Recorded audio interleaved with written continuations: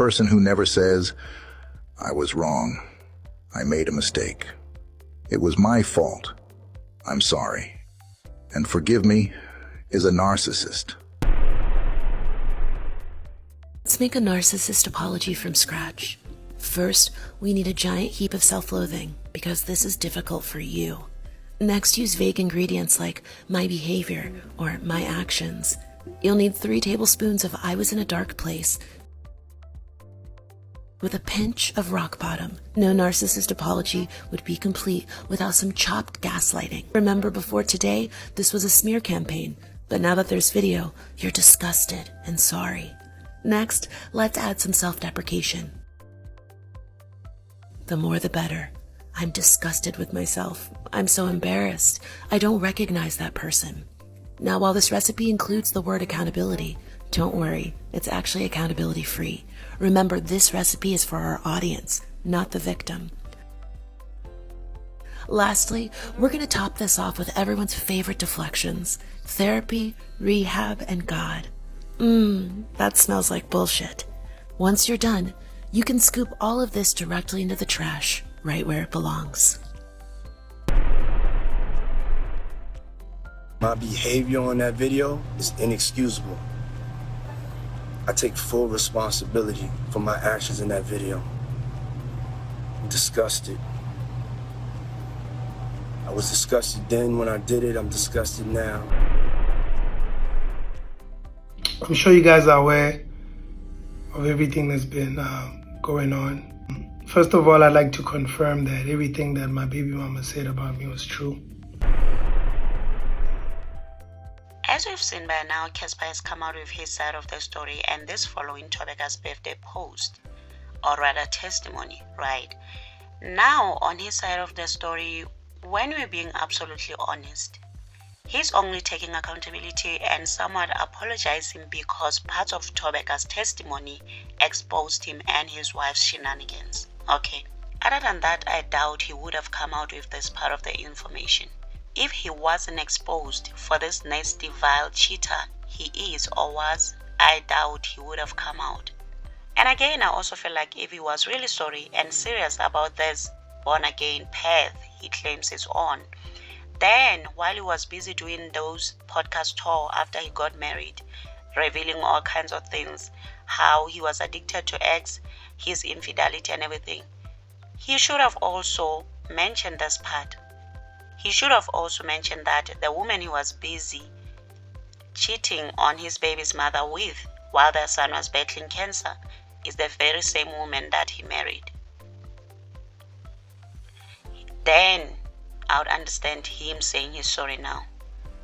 He should have spoke of all of that, but he chose not to. And now, after Thobeka's testimony exposed him, he is now expecting us to believe that the only reason he chose not to disclose that part of the information is because he was honoring their son and her. Sir, what do you take us for? Him not breathing a word about the circumstances of his infidelity also exposes that he was indeed banking on her silence, on her not saying anything. And literally, when you think about it, this goes to show that a lot of men's reputations are held together by the silence of the women they are with. However, before we go anywhere, I also want to credit him, because him coming out with his side of the story, him agreeing to everything Thobeka said, it really disarmed a lot of people. So whoever advised him to do that was on point. He also said he understands Thobeka coming out and sharing it in the way that she shared it. And here I felt like he was somehow making this about himself when it wasn't. It was her giving out her testimony. It wasn't about him. This woman was simply celebrating herself and what she overcame and how God molded her, healed her, and held her. Hence why what she shared is a testimony, not an expose like a lot of people are trying to make it out to be. And sadly, she had to share what tested her, the test that led to her testifying, which is where Cassper comes in. She didn't even mention names, meaning it wasn't about anyone else but herself, or at least that's how I understood it. And while we're still here, this explains why Cassper's sister Tulu is so fond of the mother of his son. Outside the fact that they obviously bonded while they were both staying together at his place. His sister knew the truth when you think about it this entire time. She knew exactly what happened. And by the way, Tulu, she also left Thobeka a very beautiful message for her birthday. And it reads as follows: Happy birthday. Hope your day is as special as you are. Mama wa boy, cheers to abundant blessings. I love you so much. They really do seem close. And I must say, after all this, everything that has come out until now, Cassper and his wife really do deserve each other. And as for his baby's mother, she must continue to thank God that all that happened while they were just in a relationship and not married. I hope someday she meets a man that is good for her. And also, according to Thobeka, Cassper is not the one that flaunted the relationship. Okay, it was the then side chick who flaunted it, who has now been promoted to being the wife. And also Thobeka did say that it wasn't even about the infidelity, it was about the timing of it all and the disrespect she was getting from the then side chick, now wife Pulani. And someone said, so this absolutely gorgeous woman Pulani is apparently Cassper's childhood friend. Was his side chick, disrespected Thobeka while she took care of their sick cancer-diagnosed son in hospital, and yet she still decided to get married to him. At the end, she has no shame. And to Cassper, one person was like, I feel like people use being saved by Jesus to escape accountability, and I couldn't agree more. They do. And being saved these days, it seems like a status symbol and nothing else. And one was like to Cassper, we believe you, but we also read between the lines and understand that take accountability part is for the sake of peace. And some people were just like, don't involve us in your mess. Why are you advising people like they do what you do?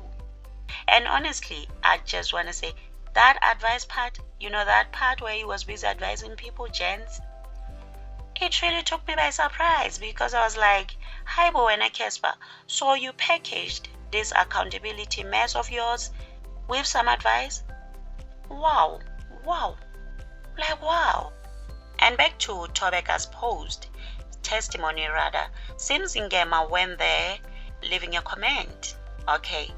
And in Simz fashion, she always finds herself in the midst of other people's business. Remember the Thabo Bester Nandipa mess? And now she features in this as well. She left a comment there under Thobeka's post that reads, I cried. You conquered, Mama. God will always be by your side. Happy birthday. I thank God for your peace and happiness. I love you. And people immediately called her out. They were like, you gotta be kidding us. Why are you crying when you are the very same person that was busy congratulating the marriage, Cassper and the wife? You're such a hypocrite. And another said, instead of crying, she should be telling us why she visited Thabo Bester. And I must say on that one, she's mom shame. She did not respond to that. Instead, she said that people reacting to her crying comment are attention seekers. But they responded to her saying, no, girl, you are the one who loves attention because you congratulated Cassper on his marriage. Stop acting. And another one was like,